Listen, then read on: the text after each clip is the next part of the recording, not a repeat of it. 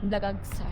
So, hello everyone. So, andito tayo sa Shintakaoka Station. So, ngayon guys is, wala lang. Ang tagal pa ng yung parang schedule. Oras ng ticket. Wala pa. Pa lang, 7 pa lang. So, ako lang mag-isa. So, gagawa lang tayo ng, wala lang, yung mga realization sa buhay. Alam niyo ba guys? Saludo ako sa mga content creator, sa mga makikita niyo yung mukha mo dyan. Saludo ako sa mga content creator kasi nga, yung mga content creator, yung mga OFW. Kasi, kasi nga dito na ako, parang, naranasan ko din yung mga, alam mo yung sipag, tsaka yung pagod, puyat. Kasi OFW ka guys, kailangan talaga trabaho, as in trabaho. Tapos, yan na yung ibang ginagawa, nagko-content, ganyan. Tapos, sobrang saludo ako sa mga content creator ng mga OFW. Kasi nga, as in, kahit ako, nagsisimula pa lang ako, parang, nakakapagod pala yung pinasukan ko.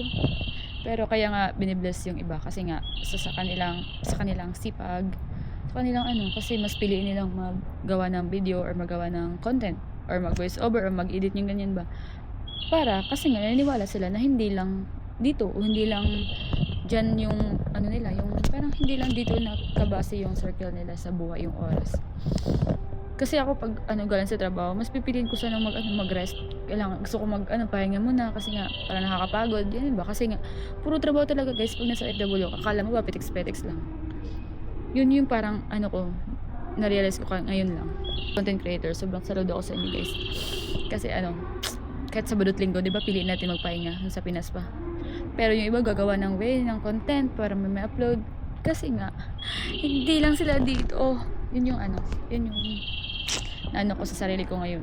Kaya pag content creator ka guys, kailangan mo talagang i-balance yung sarili mo, balance mo yung yung oras mo. Kailangan naka-monitor or naka-budget yung oras mo, lalo pag Monday to Friday, di ba?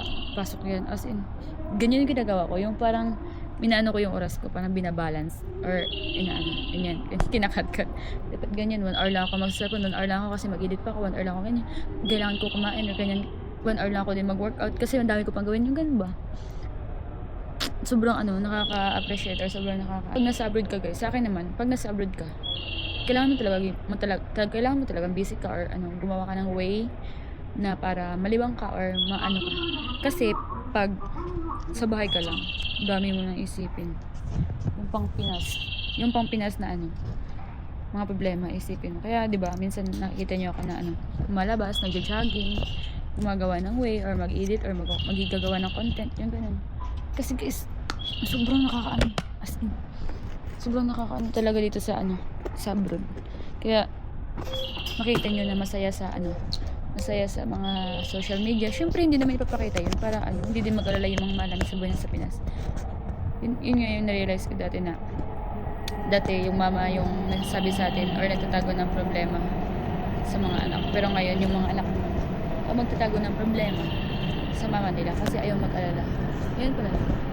Kaya guys, pag gusto nyo mag-abroad, yan doon nyo talaga yung sarili nyo sa lahat ng bagay at oras, sa lahat ng mga sa buhay. Dapat matatag ka. Dapat lakasan mo talaga yung loob mo pag pupunta ka ng abroad. Kasi kung mahina ka dito, ewan ko na kung matatapos mo yung 3 years. Kaya ako, habang maaga pa, gumagawa talaga ako ng way kung maano yung triggers ko or maano yung oras ko pag walang pasok. Kasi kung masyado kang emotional dito, tapos wala kang ibang kakampi kung sarili mo lang talaga. Kaya sa mga balak mag-abroad, good luck guys. Baunin nyo yung maraming pasensya, tatag ng loob, palakasan, ganun. Kasi dito pag may nakatalo kayo. Kaya diba? Kasi wala kang ibang kakampi kundi sarili mo. Kaya good luck sa inyo guys. See you soon in Japan. Sana makapag-Japan kayo.